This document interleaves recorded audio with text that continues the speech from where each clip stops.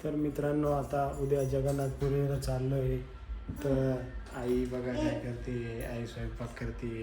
आईने केली भाकरी, ज्वारीची भाकरी माझ्या सामन्यावरून.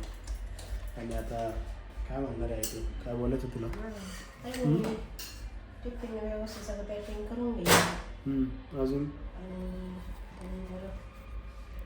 यादीप्रमाणे सगळं सामान आहे का ते बघायचं. तर अशा पद्धतीने आता प्लॅनिंग झालेली आहे. आता लेट्स गो. उद्यापासून उद्या 4 वाजताची बस आहे, तिथून पुढं पूर्ण प्लॅन सांगतो. हो व्यवस्थित आपल्या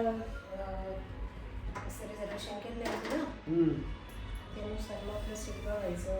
आता काही येत नाही एक हप्तावर. हां मग तिथं आपल्या सॅक व्यवस्थित ठेवायच्या. तिकीट चेकर येतात, तिकीट ठेवायचं, त्याचा फोटो काढून ठेवायचा. ते सगळे PDF सेव्ह माझ्याकडे. असं आधार ते ठेवायचं व्यवस्थित. मग दादा काय म्हणतो? काही नाही, काहीतरी सांग ना मला टिप्स. आणि आरामात चढ वगैरे ट्रेनमध्ये वगैरे सगळ्या गोष्टी घेतल्या ना. बाकी काही नाही. ट्रेनवर चढताना वगैरे अननोन पर्सन सोड थोडंसं जास्त आहे नको. चालेल.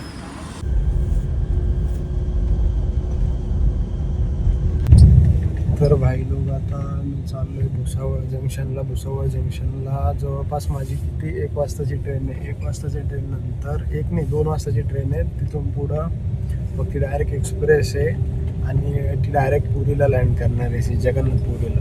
तर मग तिथून पुढं जे प्लॅनिंग आहे ते सगळं ऑलरेडी हॉटेल बुक केलेलं आहे मी. आणि त्याच्यानंतर सगळ्या गोष्टी ऑलरेडी ठरलेल्या आहे, ज्या की plan as per the plan me plan करून ठेवलं त्या अकॉर्डिंगली.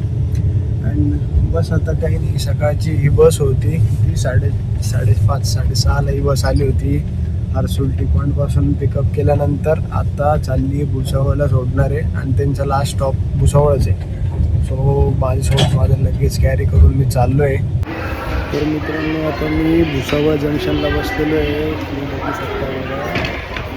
आता ट्रेन येणार आहे जवळपास किती 2 वाजता. मी थोडं अर्ली आलो.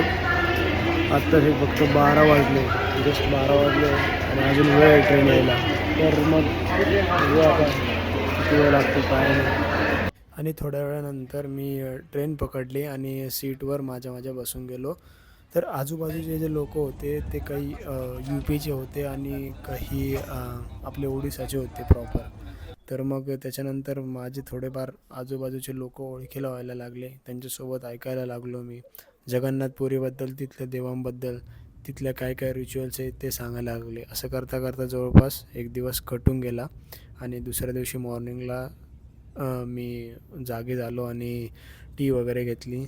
त्यानंतर मग असं करता करता टाईम कटत होता आणि हळूहळू एक शहर सुटत होतं. जवळपास मी या टाईमला भुवनेश्वरजवळ आलो होतो आणि भुवनेश्वर जवळ येता येता खूप साऱ्या गोष्टी मागं सोडून आलो होतो.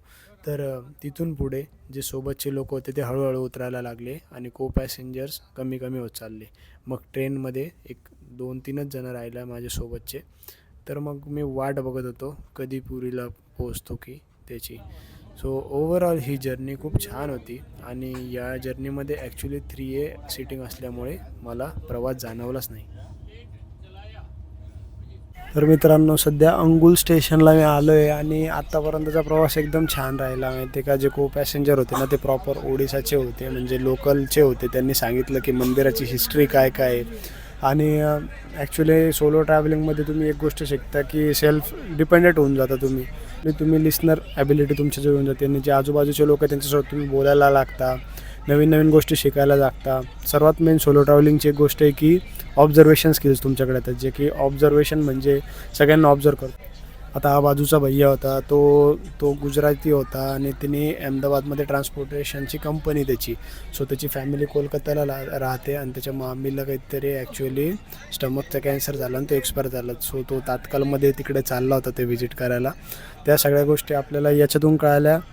म्हणजे सोलो ट्रॅव्हलिंगमध्ये प्रत्येक गोष्टींचा एक्सपिरियन्स घेता येतो तुम्हाला. आणि बस काही नाही यार, मजा येते. म्हणजे असं काही वाटत नाही की खूप फ्रेंड्सच पाहिजे किंवा लोनलीनेस. फक्त थोडंसं तोंड चालू पाहिजे तुमचं, कंटिन्युअसली तुम्ही बोलायला पाहिजे लोकांसोबत. बोलले तर सगळ्यांसोबत बोलल्यानंतर तुम्हाला जी चर्चा होते त्याच्यातून खूप गोष्टी शिकायला भेटतात. लोक जे भक्ती अँगल सांगतात, जे आता आपल्यापेक्षा मोठे लोक आहे वयाने, त्यांचे पण काही एक्सपिरियन्सेस असतात लाईफचे, ते सांगतात. या सगळ्या गोष्टी आपल्याला सोलो ट्रॅव्हलिंगमध्येच कळू शकतात. सो आय मस्ट रेकमेंड की सगळ्यांनी सोलो ट्रॅव्हलिंग करायला पाहिजे. It's a best thing to do in life. So आता मी अजून मला समजा 4 ते 5 तास लागतील अजून पुरीला जायला. तिथे गेल्यानंतर मी अपडेट करतो काय हॉस्टेल वगैरे काय नाही. सो ही सीटिंग होती. तर IRCTCमध्ये जे ट्रेनच्या फॅसिलिटीज आहे त्याच्यामध्ये तुम्हाला एक बेडशीट, एक उशी आणि एक अंगावर घ्यायला जाड रग तुम्हाला प्रोव्हाइड केली जाते. आणि सोबत तुम्ही जे काही ऑर्डर कराल ते लवकरात लवकर पोहोचवण्याचा ते प्रयत्न करता. सो त्यांची सर्विस चांगली आहे. आणि बस मी बघत होतो आजूबाजूला सगळ्या पटरींचे काम चालू होते. मेगा TCला विचारलं की ते म्हटले की जवळपास 9,900 स्टेशनचं भारतभर काम चालू आहे. तर हे काम लवकर रीतीने वाढवण्यासाठी लोक खूप अविरत प्रयत्न करत होते. बाजूचे पॅसेंजर हळूहळू कमी व्हायला लागले होते आणि हा भैया साफसफाई करत होता, जे की गेलेल्या पॅसेंजरच्या जे होतं ते आवरत होता. आणि म्हणजे सर्विस चांगली होती ओव्हरऑल ट्रेनची. सो 3AM तुम्ही नक्कीच ट्रॅव्हल करा, एकदा एक्सपिरियन्स घ्यायला हवा. त्यानंतर मी पोचलो भुवनेश्वर स्टेशनला. तिथून पुरी फक्त काय 60 किलोमीटरच्या अंतरावर होतं. भाई असा किस्सा झाला ना आत्ता माझ्यासोबत, काय सांगू तुम्हाला. मी तुम्हाला अपडेट करतो थोड्या वेळात. 1 मिनिट थांबा. सध्या ट्रेनमध्ये लोक आहे आजूबाजूला, त्याच्यामुळे सांगता येत नहीं. भाई देख सकते हो पूरी ट्रेन खाली हो चुकी है एंड अभी लास्ट का स्टेशन है जगन्नाथपुरी, अपना पूरी स्टेशन है. तो अभी आई एम गोइंग देयर. ये लास्ट का स्टेशन रहने वाला है. लगभग 1600-1700 किलोमीटर का जर्नी था. अभी यहाँ पर आया हूँ तो कंप्लीट हो रहा है. लेट्स सी आगे क्या होता है.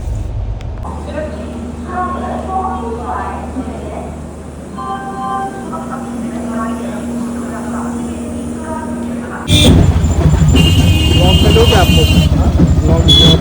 ब्लॉग बनाओ.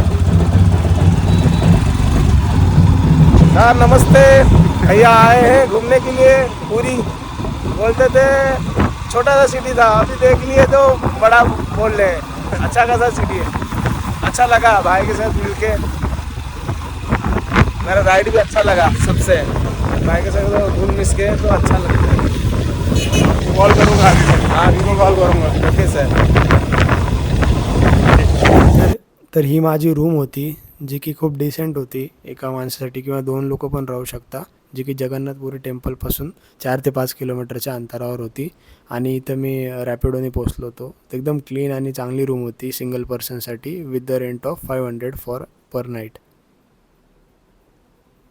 तर काही आत्ता जे दाखवलं ते मागचं माझं हे होतं आपलं हॉस्टेल टाईप ऑफ, म्हणजे हॉटेलच आहे समजा, एका अर्थाने बुकिंग जी केली होती. आता सध्या मी चाललो आहे जगन्नाथपुरीला दर्शन करायला. तर बघू 6पर्यंतचा टाईम दिलेला आहे. 6पर्यंत जर झालं बुकिंग तर बेस्ट राहील, तर नाही तर मग उद्याच दर्शन करावं लागेल. पण मी असा प्लॅन केला होता की समजा आता दर्शन करून घेतो आणि उद्या फिरायला जाईल. समजा काहीतरी जे इथल्या आसपासचं काही असेल तर तिथं जाईल. समोर बघा इथं गोस्वामी मठ आहे. अच्छा, मतलब 6 बजे तक है टाइमिंग. प्रसाद वगैरह मिलेगा ना? ठीक है. मंदिर का दरवाजा बंद होता है 1 बजे, रात को 1 बजे, 4 को सुबह 4 बजे. और अच्छा, और वो झंडा भी शाम को ही चेंज करते हैं ना, वो 5-6 बजे कुछ. अभी चेंज हो रहा है. अच्छा.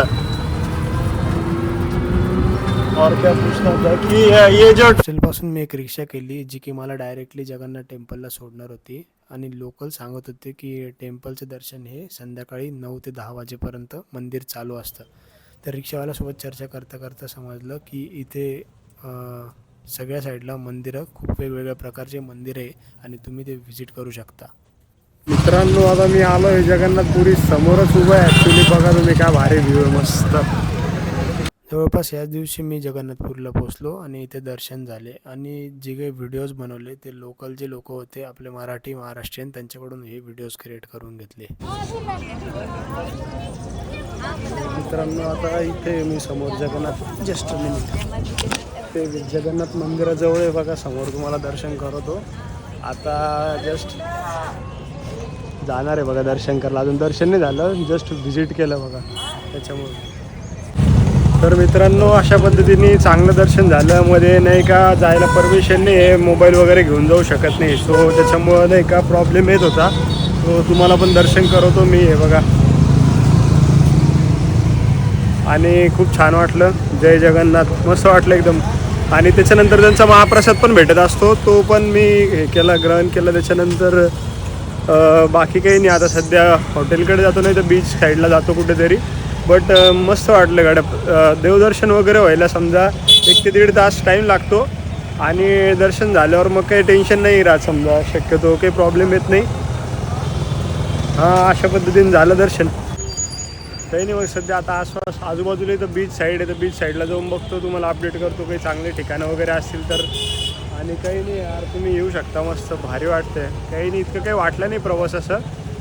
थोडंसं वाटलं पहिले की खूप लांब आहे, खूप टाईम लागेल वगैरे. बट नंतर जसं जसं टाईम होत गेला ना, तसं तसं मग असं वाटलं ठीक आहे भाई, 1 दिवसाचा टाईम तर काही मोठी गोष्ट नाही राहत त्याच्यासाठी. सो यस, एवढं होतं बघ. समोर हॉटेल आहे काहीतरी. त्याच्यानंतर दर्शन केलं आणि प्रसाद घेऊन पुरी जी लोकल सिटी आहे ती एक्सप्लोअर करू म्हटलं. तर हे टांग्यासारखं टांगा टाईप होतं, त्याच्यावर बसून मी पुरी सिटी एक्सप्लोअर करत होतो.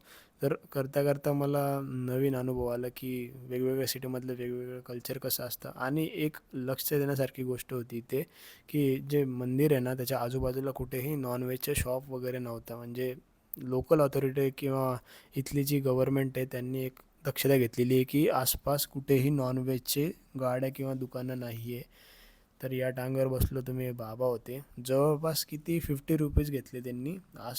2 किलोमीटर लांबीला एक बीच होता, गोल्डन बीच म्हणून. तर त्यांनी एवढी फीज घेतली, म्हणजे जे काही फेअर होतं त्याचं ते दिलं. आणि भारी वाटलं या टांगेवर बसून, एकदम फील येत होतं. लोक बघत होते सगळे चेहऱ्याकडं. ॲक्च्युली मी व्लॉग करत होतो ना, लोकल सिटीचे लोकल होते सगळे, ते चेहऱ्याकडे बघत होते, अरे हा काय करतोय भाई. तर मग इथं भरपूर वेगवेगळ्या प्रकारचे डिशेस आहे, मिठाई आहे. आणि यांचं म्हणता येईल ते बीचवर जे शिंपले वगैरे भेटतात, तर ते त्या साईडने बनवलेलं आर्ट होतं, जे की लोक शॉपिंग करत होते. आणि मग नंतर मी यांना विचारलं की खाण्यासाठी इथं स्पेशल काय आहे. तर ते म्हटले जो जगन्नाथपुरीचा प्रसाद आहे तोच मेन इथं मॅटर करतो. म्हणजे तिथं तेच लोक खातात. आणि डिनरसाठी तुम्ही काही पण खाऊ शकता. आणि जर तुम्हाला समजा नॉनव्हेज जर खायचं असेल तर ते सिटीच्या बाहेर भेटेल किंवा इथून मंदिरापासून लांब कुठेतरी भेटेल.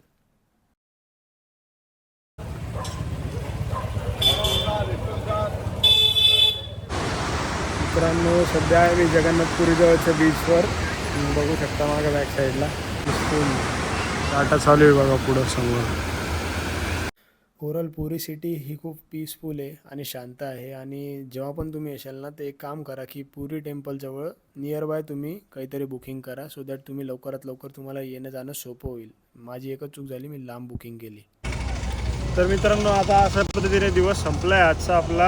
आणि आता ब्लॉग एंड करूया इथंच. आता मी सध्या बीचवरून आलो, थोडंसं डिनर वगैरे करतो काहीतरी आता. आणि उद्या वापस न्यू आता इथले ते कोणार्क सन टेम्पलजवळ चांगले, सो तिथं जाणार आहे. आणि तिथं तुमचा जर काही असलं तर तिथं दाखवून.